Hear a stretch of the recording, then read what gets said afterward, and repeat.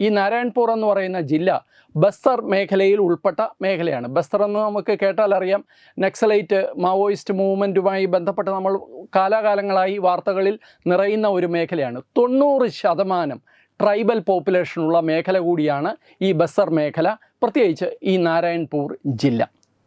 എൻ്റെ ഒരു ചെറിയ സംശയമാണ്, ഈ നാരായൺപൂർ ജില്ലയിലെ 2 പെൺകുട്ടികൾ, 18ഉം 19ഉം വയസ്സുള്ള 2 ട്രൈബൽ പെൺകുട്ടികൾ, അവരെ കേരളത്തിൽ നിന്നുള്ള 2 സന്യാസിനികൾ, അതായത് 2 ക്രിസ്ത്യൻ കന്യാസ്ത്രീകൾ, അവർ ഈ 2 പെൺകുട്ടികളെ ഈ മേഖലയ്ക്കുള്ളിൽ കടന്നു ചെന്ന് അവിടെ നിന്ന് ഈ 2 പെൺകുട്ടികളെയും കൊണ്ട് ഉത്തർപ്രദേശിലെ ആഗ്രയിലേക്ക് എന്തിനാണ് പോകുന്നത്?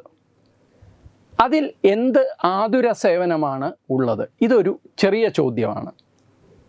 ഇത് ആതുര സേവനമാണ്, ഈ കുട്ടികൾക്ക് ജോലി കൊടുക്കാനാണ്, അവരെ നഴ്സിംഗ് പഠിപ്പിച്ച് ജോലി കൊടുക്കാനാണ് എന്നാണ് പറയുന്നത്. ഞാൻ ആ മേഖലയിലുള്ള ചിലരോടൊക്കെ സംസാരിച്ചപ്പോൾ വർഷങ്ങളായി നടക്കുന്ന ഒരു കാര്യമാണിത്. വളരെ ചെറിയ തോതിൽ, ഈ അടുത്ത കാലത്തായി കുറച്ചുകൂടി വർദ്ധിച്ച തോതിൽ.